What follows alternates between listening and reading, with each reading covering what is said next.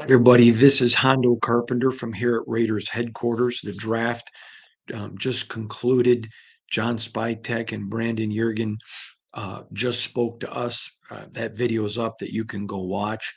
And now they're working the phones, getting their UDFA classes together. In case you're wondering, Monday's big podcast is going to be dedicated to the UDFA scouting reports, breakdowns, all of that information that you want to know. What an incredibly deep draft. I've been telling you for months this was a very, very deep draft, and it was. And there are multiple players, a lot. I don't have an exact number, or I would give it to you, but a very large number of guys who had draft grades, meaning these are guys that we would absolutely draft that are still available as UDFAs.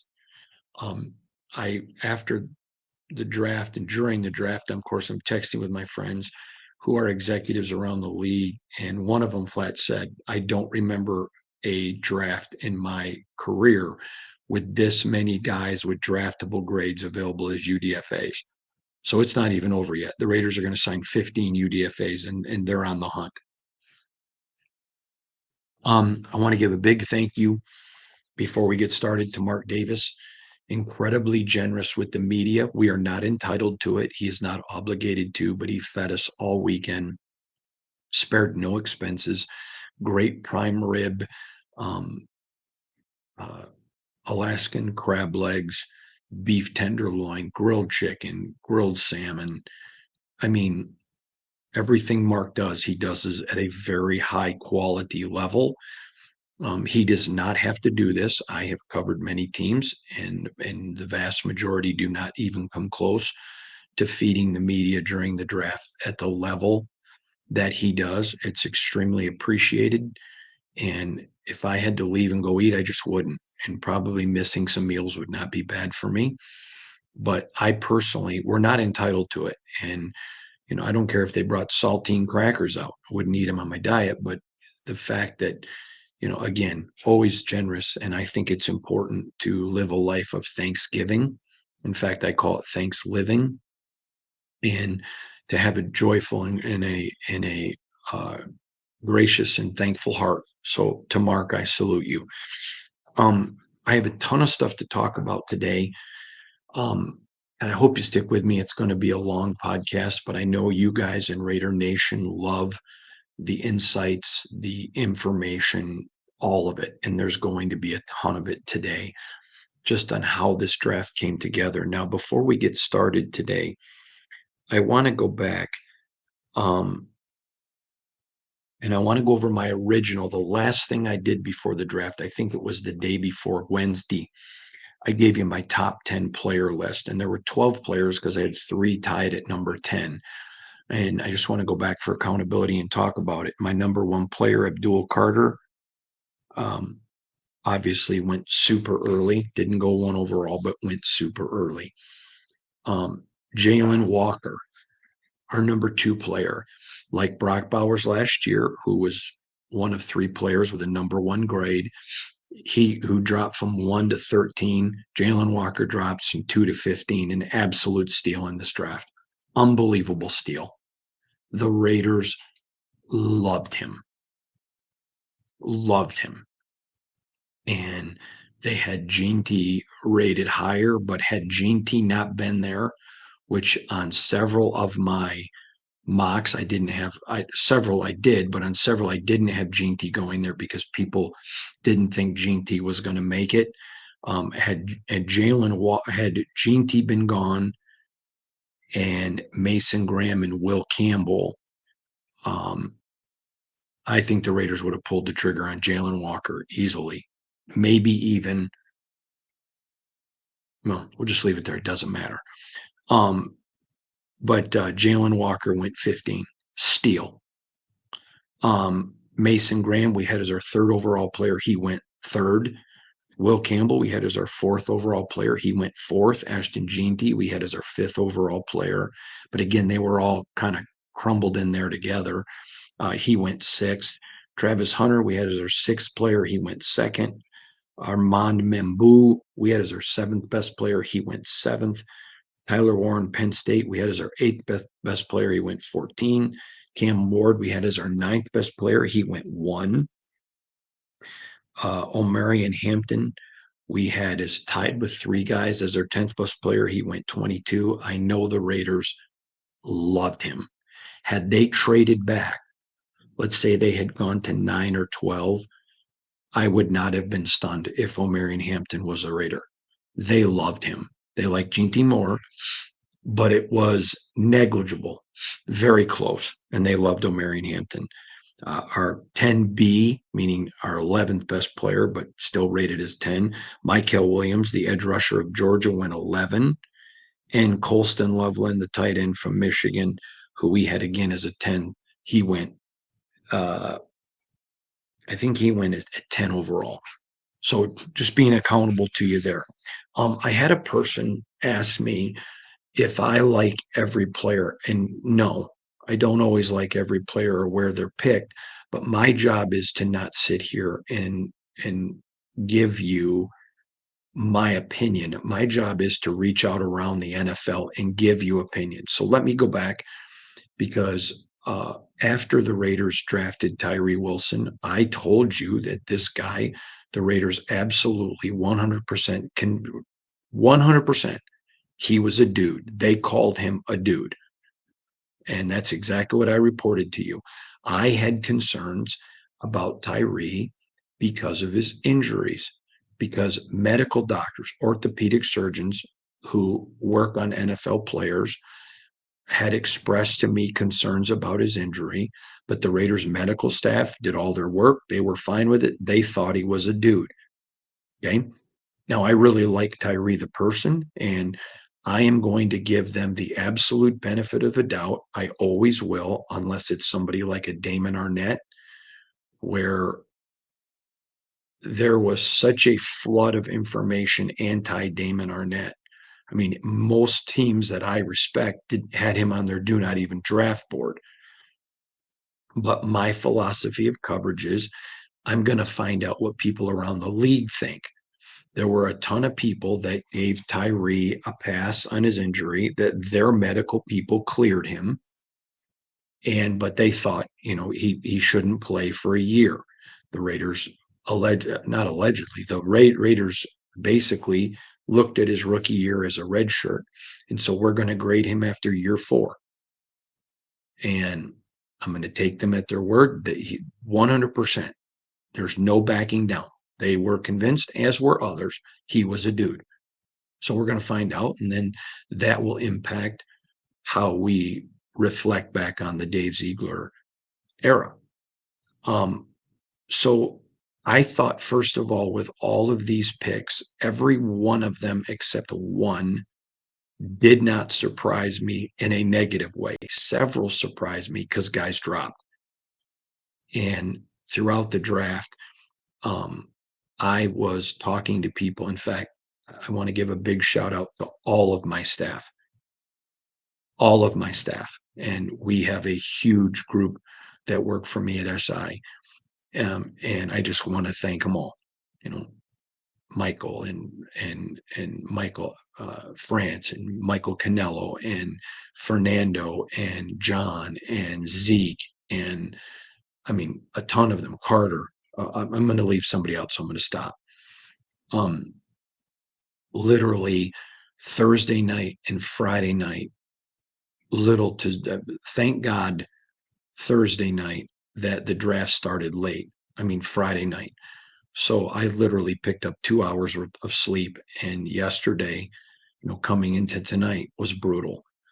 Coming in, so because it starts in the morning, so I'm working the phones. I'm trying to get as much information from around NFL teams to find out what they think. Now, our Sports Illustrated national desk rated the Raiders draft. I think it was a B.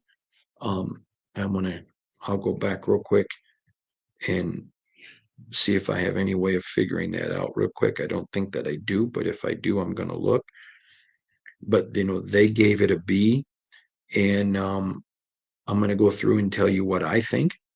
and tell you what my grade is, but let me just look real quick. Um, the national desk gave the Raiders a B. Yeah, that's what I thought. Um, I'll give you my grade at the end, but I'm going to go through now and talk about, because I've already talked at length about the picks up until Charlie Grant, but I'm still going to talk about them, just not as much as the rest, um, and how I thought this draft unfolded. So they wanted.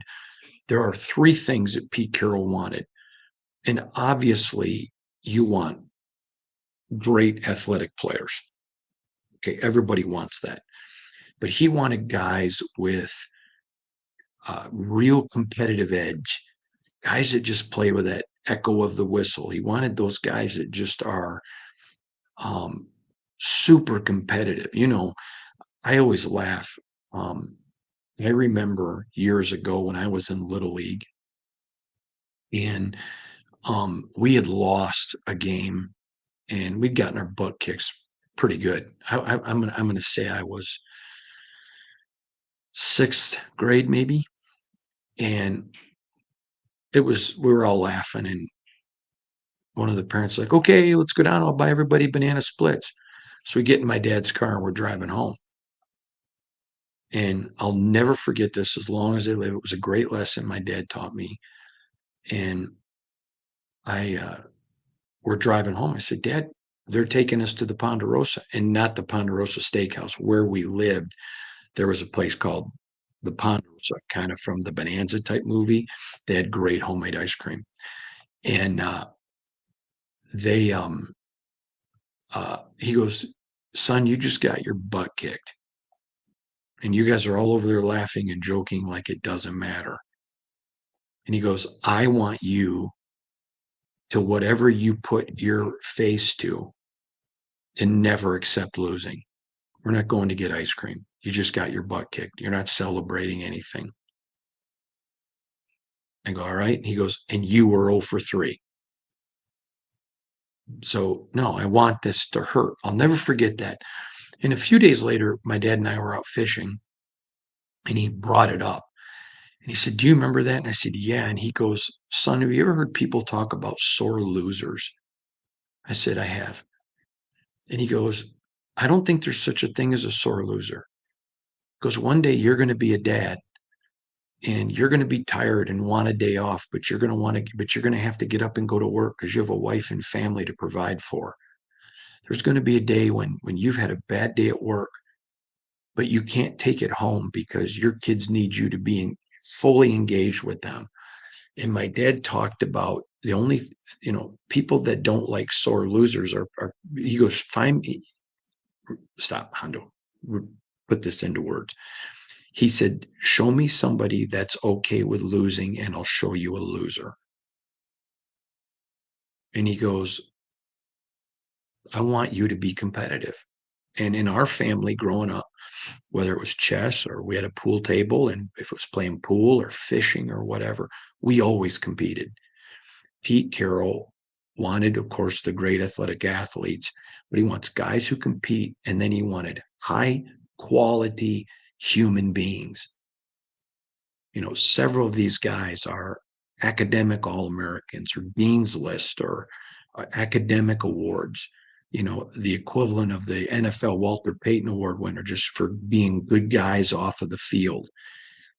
Pete Carroll wants to build the Raiders with guys that are demons on it and great quality individuals who come in and live in the community. I mean, these guys are all going to come here to Vegas. They're going to, become members of synagogues or mosques or churches, and they're going to be neighbors, and their kids are going to go to school with people that live here's kids. And he wants great people in the community, super competitive and athletic. So that was the other thing that they like, is some people with some position flexibility. So Gene T, they were thrilled to pick him. Thrilled. I already got into details, so I'm not going to talk about him. The next guy, though, Jack Besh, I am going to talk about until the cows come home. early on, I had talked about him a lot. This is a guy that they had a first round grade in. Now, let me just tell you this. He dropped one pass last year. Super competitive kid. Um, he is a fighter, a scrapper, plays like a linebacker, a bully. Zeke Trezevant wrote a great article about him tonight, this morning. But Jack Besh is a great player. First round grade on him. And they got him in the second round. And so that's a guy that they thought they stole. And I can tell you, I got three texts from NFL executives when the Raiders picked him. One of them was when they picked him. A couple were that night afterwards when we were exchanging that used the term they stole him. Other teams loved him. There was, I'm told by an executive, there was two, two that I know of, and I think three teams trying to trade up to get him. I'm told that the Rams loved him, but the Raiders were able to snag him. I consider him a steal, and this is along with Gene T. He's a guy that I think will start games in 2025. Now, remember this. You expect your first 5 rounds of guys to make your roster. That's what you expect. Number one, you expect your first round guy to be a starter. Now, in the case of Tyree, where they knew about the injury, that's not the case, but you expect your first rounder to be a starter the first year at some point. You expect second, second and third round guys to be starters by the end of year 2. And then 4 and 5, you expect to be in that role, either as being major contributors by the end of year 3. Not always starters, but major contributors. I think Besh will start games this year. This year, no doubt about it. I have zero doubts about that one. Then in the third round, I mentioned Darian Porter. This is a guy that Pete Carroll thought was a Richard Sherman type player. And big shout out to the Raiders scouting staff. Pete gets here and they're showing him stuff on this guy, and Pete fell in love with him. The Raiders did not expect him to be here in the third round. Did not expect it. And that's another guy that's 2 of the first 3 guys steals. Guys, they were not expecting to be available. Now, I told you yesterday how Will Johnson gets picked, so the Raiders trade down. Same thing with Jaden Higgins. Both of those guys were guys I had mocked to the Raiders. The Raiders really wanted them. They're guys that they liked more than some of these. Will Johnson, they would have taken over Darian Porter, but it was very close. Very close. So they weren't worried about it. Johnson goes, they know they can trade down. They feel comfortable that they're going to get Darian Porter, which is essentially a wash. So they're good with that. Same thing, Jaden Higgins, and they're like, okay, we feel good because we're going to get a Jack Besh, and they did, and they traded down because they thought Jack would be there, especially after they saw who took Higgins. They felt comfortable with it and grabbed Besh. So again, first 3 picks, 2 of them considered steals. The second, third round guy, 34th pick, 98th overall, Caleb Rogers. Now I'm going to tell you here, I thought at the time, now I liked Rogers. Okay. I want to make that clear. I liked Rogers. I thought at the time, a little bit of a reach here. Okay. So I admit that fully, that was Hondo opinion. However, in talking to NFL people, they did not feel reach here at all. One guy said maybe a reach simply a little bit higher. They had him at a a top of the fourth grade, and they basically get him in uh, a low third round. But everybody I talked to had him as a top of the four, low three. Now, the vast majority, I'd say 80%, had him as a high four. The others had him as a low three. So you're right in that window. But here are the things people liked about Caleb Rogers. They loved his athleticism. One guy said to me, and I'm going to pull my phone up here a lot because I've got notes I want to read you. This is one team that really liked Caleb Rogers. He said, doesn't fit our scheme, loved him, fits Chip Kelly perfect. So there you go. And, but again, could you classify it as a reach? Which I did, yes, but it's such a minuscule reach that once I get corrected of them, if teams had him as a low three, high four, and that's where he win, it wasn't a reach. So Hondo's opinion doesn't matter. I'm just trying to share with you, but really like him. And went back, and after these guys pointed out some things to me, um, coaching, I mean, the Raiders got Joe Philbin, a phenomenal offensive line savant. He will just crush it there. But I didn't consider him a steal, but very, very solid pick. Now, then we come to the Raiders. I'm sorry, Caleb was 34. Then you come to the Raiders' 35th pick, 99th overall, and they got a guy, complete steal. This is a guy with a very high rating.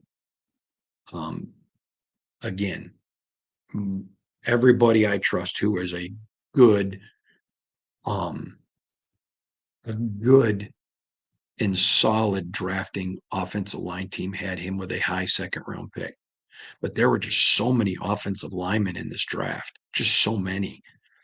And that's Charles Grant. And this is the kid out of William and Mary. This guy is solid, solid. This is a guy that extremely athletic, and even though he's here right now, huge upside. I will not be shocked. In fact, I'll just say it here, and I'm going to keep these notes so as the season goes on, I can hold myself accountable. I do think Charles Grant was a steal, and that would be the third steal, 1, 2, 3, 4, of the first 5 picks. And I do think that he will start games in 2025. Do I think he's going to start 17? No. I don't even think he'll start 10, but I think he will start games, which for your third round pick is a very big deal. Good deal. Then you come into your fourth round pick, 6 overall in the fourth round, 108th guy, and they get Dante Thornton out of Tennessee. 6'5", runs a flat 4.3, 40. Blazing speed, tremendous hips. Now, he's got some work to do on his route tree, but not a reach here at all. This is a guy that after the season blew up. And I'm going to say it right here. No reach here. And I think he's going to start some games. Now, you only have so many wide receivers, and nobody's pushing Jacoby out. That ain't happening. I don't think anybody's going to push Besh out. That ain't going to happen. But I think you're going to see Dante absolutely compete with Trey in 3 receiver sets. He's going to play in 4 receiver sets, but in some 3 receiver sets, he's just a very much bigger Trey Tucker. I mean, guy's 6'5" and very athletic, can do a lot. I'm not in any way saying Trey doesn't make the team, but I do think he will start some games. So you're sitting here now, and that is 1, 2, 3, 4, I mean, you're looking at 5 guys right there that I think are going to get starts. Now, Jinty's a starter. Besh is going to be a starter, meaning when I use those terms definitively, they're going to start 10 or more games, I believe. And that's amazing out of a draft class. But I'm going to tell you something. That Dante Thornton, I just want you to keep your eyes on him.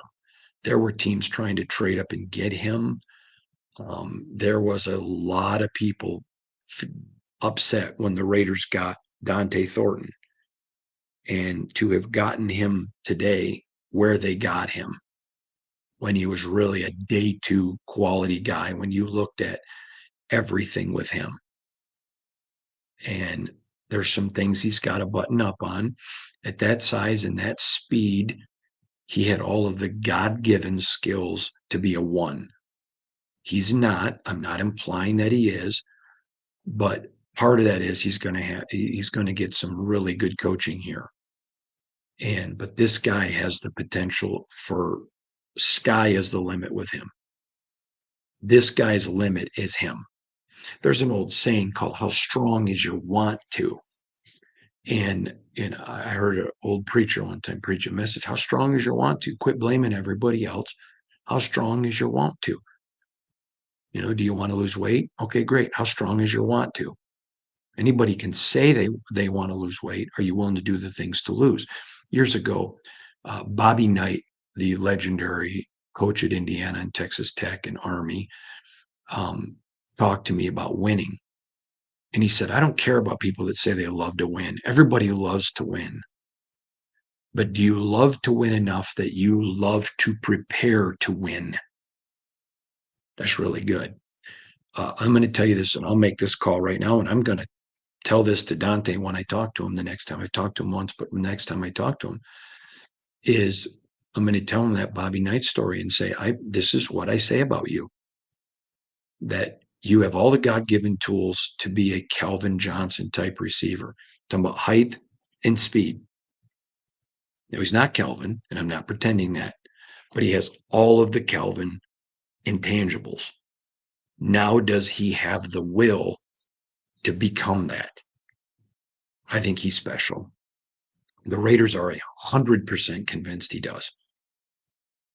100%.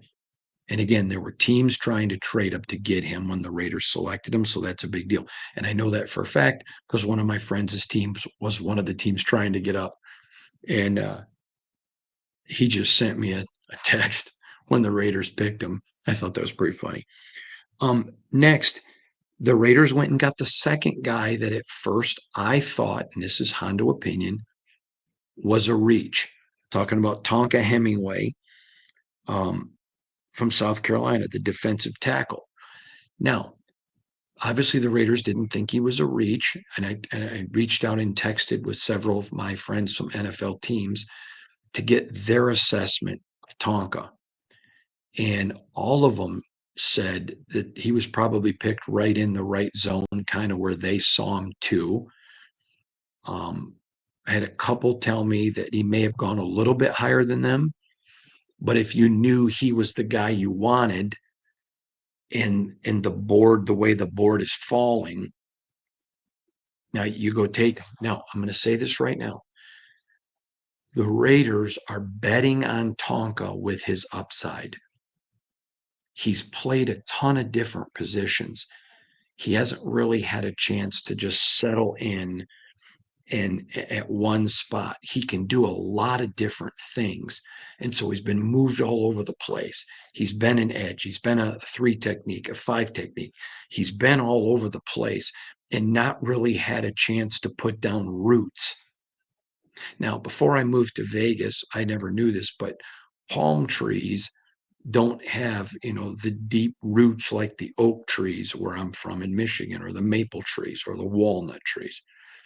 They have a low root. So sometimes you'll see palm trees that blow over because they don't have that root system like the trees I just, or big pines like I aforementioned. And so with Tonka, I'll just read you what one friend said. We really loved him. Shouldn't have been shocked that the Raiders pick him the way Pete and John both attack the draft. A lot of people are going to be critical of this pick, Hondo. I wouldn't if I were you, and here's why. Has not had an opportunity to settle at one place. You can almost use the term a jack of all trades, a master of none. He has the physical tools to master something. It's just he's been used everywhere because of multiple needs on the teams he's been on. I like this pick. We liked him and certainly would have taken him right in this general vicinity as well. I know that you say it looks like a reach. I completely disagree. Now, I'm going to cede my opinion to what a pro thinks. You may, however you want to see it, is fine. But that was Tonka Hemingway, and there just was so much upside with him because he had done a lot of things good, nothing really great, but that wasn't his fault because I mean he's getting asked to play a multiplicity of places. Years ago, I had a friend. I only say years ago because he's no longer alive. Not like we fell out of friendship. Who could play a ton of different instruments. And I said to him, "You're such an incredible musician." And he said, "No, I'm not." He said, "I can play a lot of instruments at a pretty decent level, but I've never just stuck with one to become incredible." That always stuck with me. It always stuck with me, and it sticks with me in Tonka. So next, we come up to the next guy that I think was a steal. This is the fifth steal of the draft, and when I say steal, meaning getting guys at a high place of value. Okay, this is a guy that JJ Pegues, the defensive tackle, he's 330 pounds. He's played quarterback now in a wildcat situation. I mean, the guy dives over piles like Billy Sims. And if you're too young to know who that is, don't insult yourself by emailing me. Just Google Billy Sims diving over the top. There's got to be some YouTube footage of that guy. But 330 pounds and he's flying through the air like a cargo ship. Matter of fact, I may nickname him the 777 because he looks like a big old airplane. Big old machine, man. I love this kid. Now, Raiders thought because of upside that Tonka wasn't going to be there. They thought there was a chance Pegues may fall a little bit just because of how the board was laying out. And so they took a big risk. They took a big risk and it paid off. And I'm telling you, they get back-to-back DTs, but they rolled the dice here and they didn't think he would be there. They just didn't. And so they rolled the dice with Tonka's upside and strong work ethic. Huge strong work ethic from Tonka. No complaints. Takes coaching. Hey, we got to move you here. Okay, okay. And then, but they go get Pegues who can run some fullback situations. So you don't have to have a fullback on your roster. You can see him in some goal line things. But he's a very raw defensive tackle. He's just played a ton of different positions, former offensive lineman. He has played a ton of positions. And they think Robbie Leonard with him and Tonka. Now, I'm biased. I think Robbie Leonard's the best defensive line coach in all of the National Football League. And a lot of people agree with me. In fact, I'm going to have a big article coming before training camp about Robbie Leonard. So just hold on to your hat till I got a lot of NFL quotes coming about that guy. Love me some Robbie Leonard. But you get those two guys, Tonka and Pegues. It's going to be special. And good. I mean, so now you solidify that defensive tackle. I mean, you already got Adam Butler, you have Christian, and now you bring in these two big, athletic, driven. The Raiders have picked some guys who maybe didn't have that drive in the past, and they're coming in to compete now, and they're going to compete day one. Both these guys, high motor, high competitive, great men.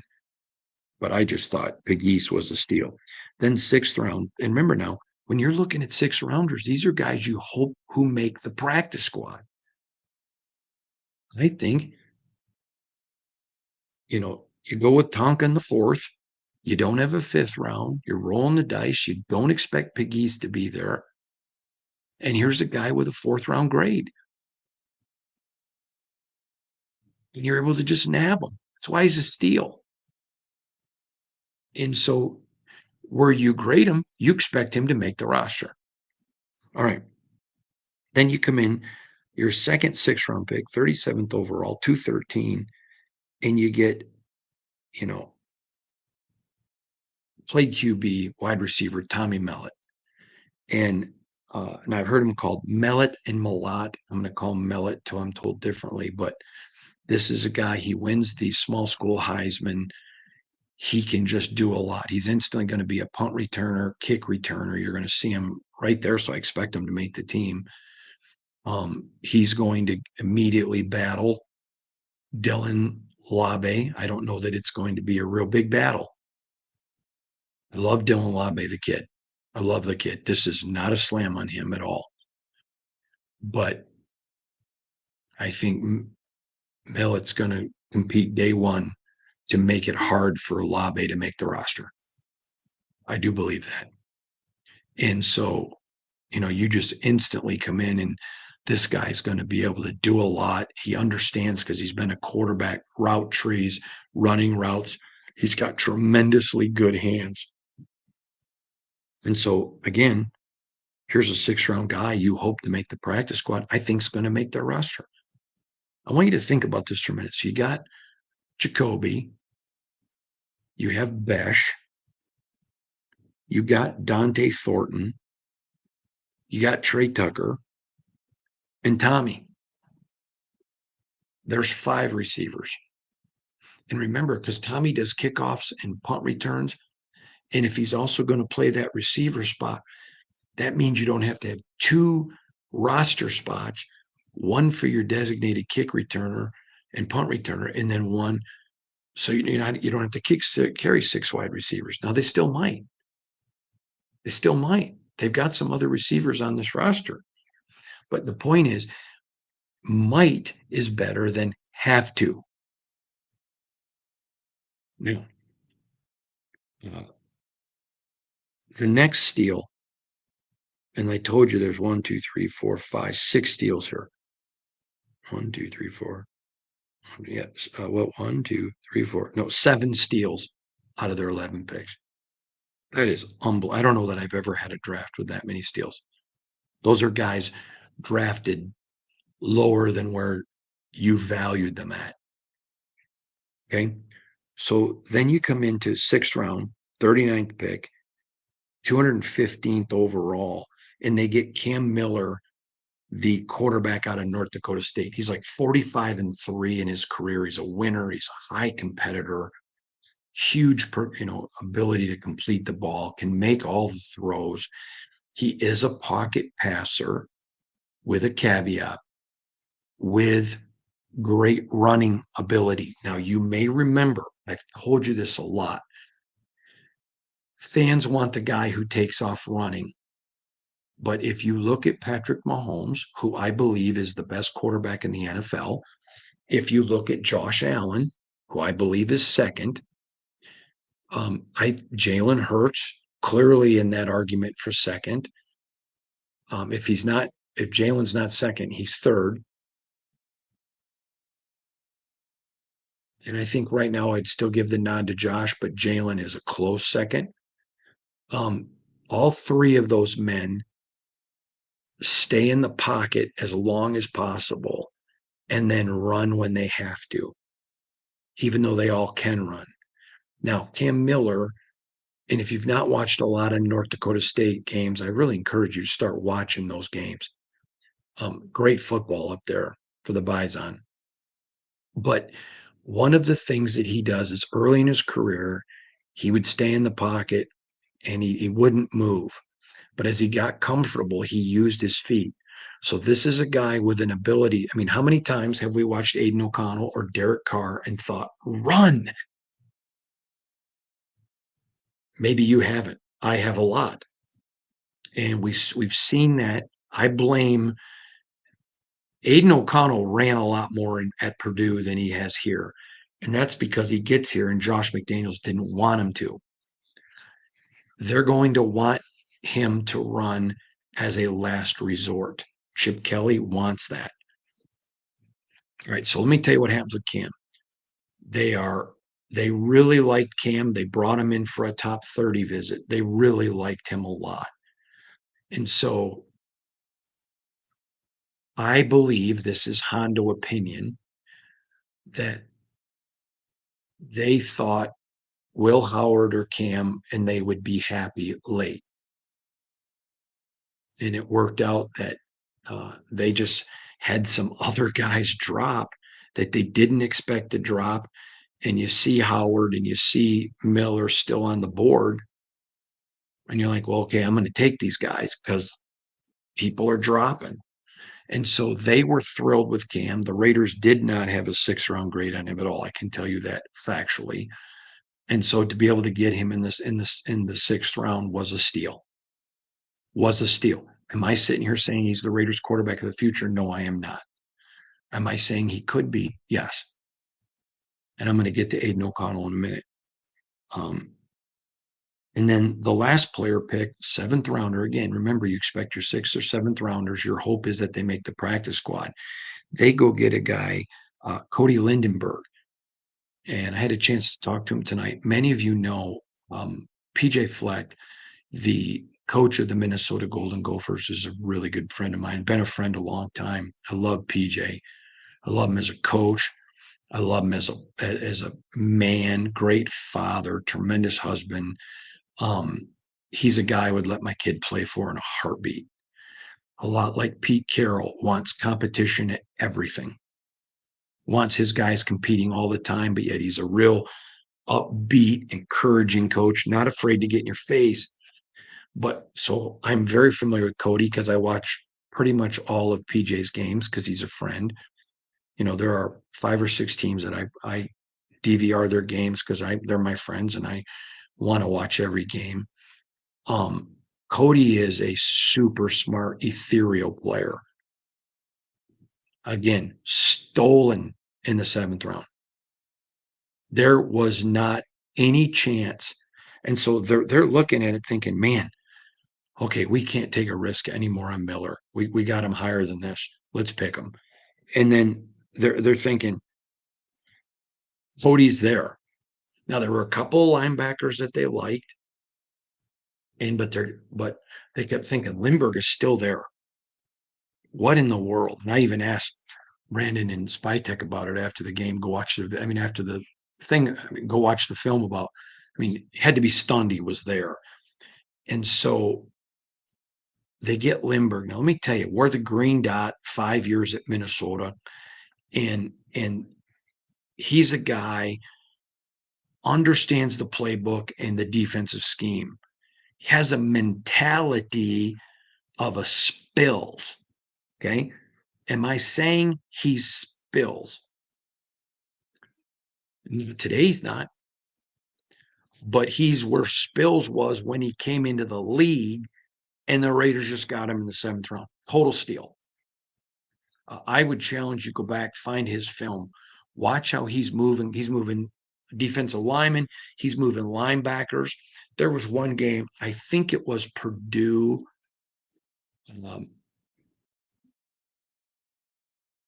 Maybe it was Oregon.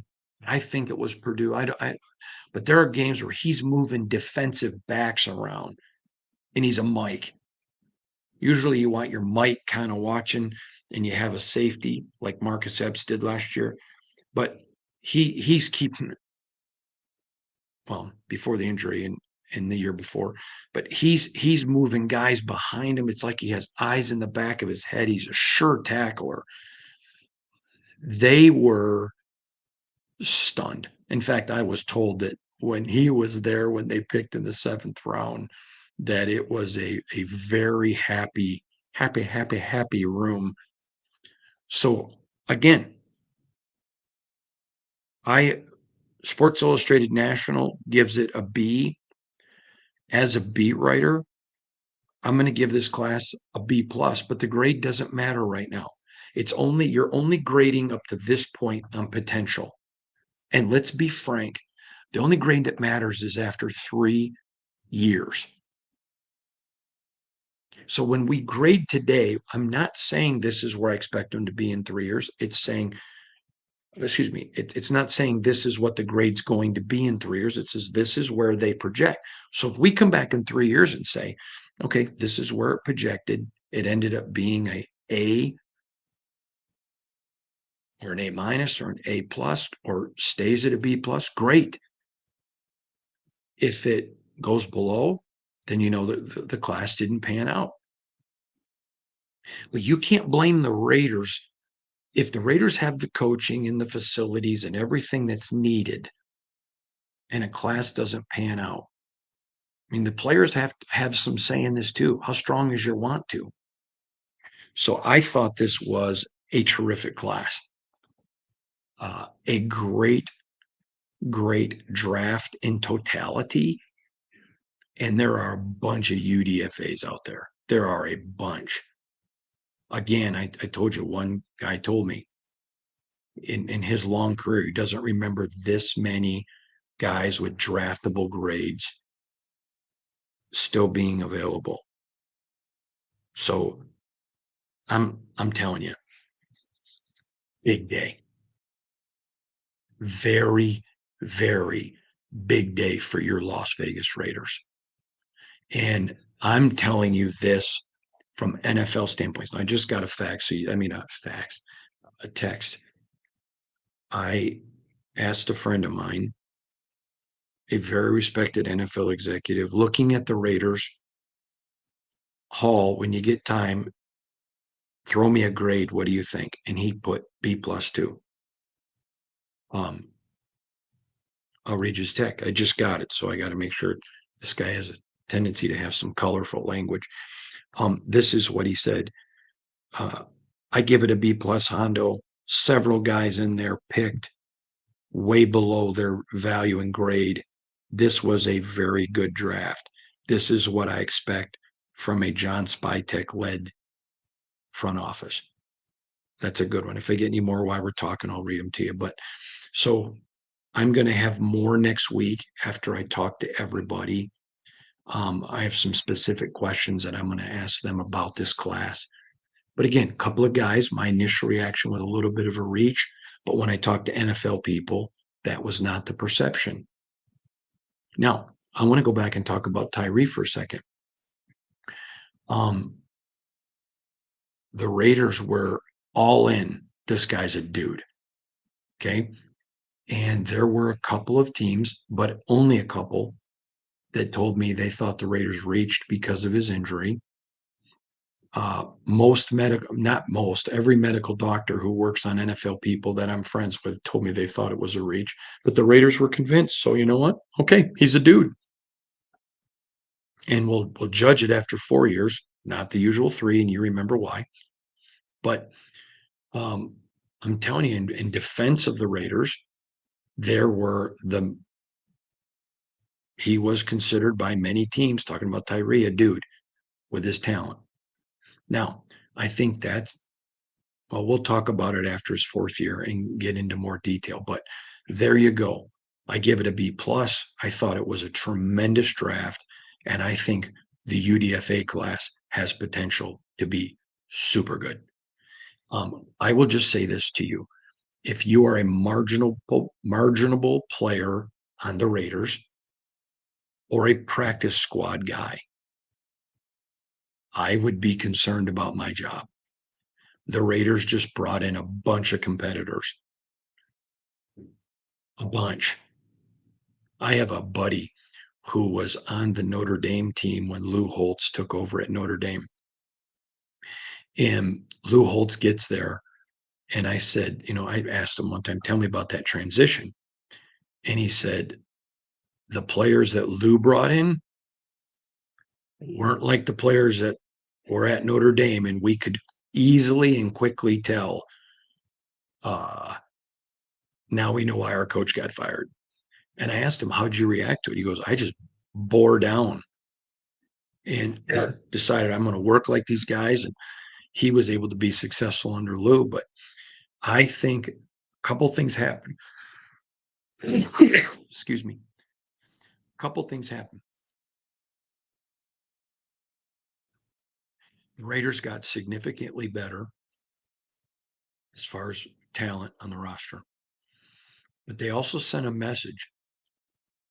Most of the players on this team don't need a message. Max doesn't need a message. Adam Butler doesn't need a message. Tyree Wilson's working hard. He doesn't need a message. Jacoby Myers, I mean, there's a bunch of them. I don't need to get into all who, because I'll leave somebody out. Then you'll think, ooh, Hondo says they needed a message. But they sent a message to 40% of this roster. We're coming for your job. And if you can pick up a bunch of UDFAs and somehow get them on your practice squad or even get a couple of them to make your team, it makes your salary cap that much better. And the Raiders are already in good shape. So I think that was great. Also, want to add one other thing. It was not an interview, so I won't tell you anything that he said, but I did see and had a chance to chat with Aiden O'Connell today. He looks phenomenal. Absolutely looked phenomenal. We didn't talk anything about football. In fact, we literally talked about faith. And I just shared with him a story of his faith and how it's impacted a fan's life. And I'm not going to tell you what he said because it doesn't matter. But Aiden and I share that, and so we have a a very good relationship that is rooted on our faith. Um, but I've been telling you for several weeks. There were reports that the Raiders would trade Aiden, and I said, other than Max, I don't think they would. Everybody on this roster was available for trade. There was trade interest in Aiden. I know that for a fact. 100% for a fact. Um, but he had worked with Tom Brady this summer, and they like him, and the Raiders were not shopping him. I told you that. So I don't think anybody should be shocked that he's here. He was working hard in the building today, and I'm telling you, he looked buff. It was the first time that I've seen him, and he filled out his hoodie. And I even said to him, "You look good, man." And again, was not an interview, so I won't tell you what he said, but not because it was anything super secret. I just, out of respect for anybody in the NFL, I tell them if I don't have a camera, it's off the record. Unless I say to them, "Can I ask you for some stuff I'm going to use anonymously, but it's on the record. I can use it, but I don't use your name." That was not the case. It was just two Christian brothers visiting, but he looked fantastic. And I know he's worked hard and good for him. And anybody that thinks he's not a competitor, and I'm telling you, whether you agree with them or not, they have not given up on Aiden O'Connell at all. And doesn't mean that they wouldn't trade him if somebody showed them something. But I'm telling you, they have not given up on that young man, and neither should you. Gino's the starter. There is no pretensing or pretending. They're going into the OTAs and mini camps. Gino's the guy. But it'll be a competition. I do not think that Aiden will beat him, but that does not mean they've given up on Aiden. So good day here for the silver and black. And a lot more good stuff coming up from us. So thank you to all of you who've shared the draft with me. And I appreciate all of you. God bless you. Have a wonderful day. See you again soon.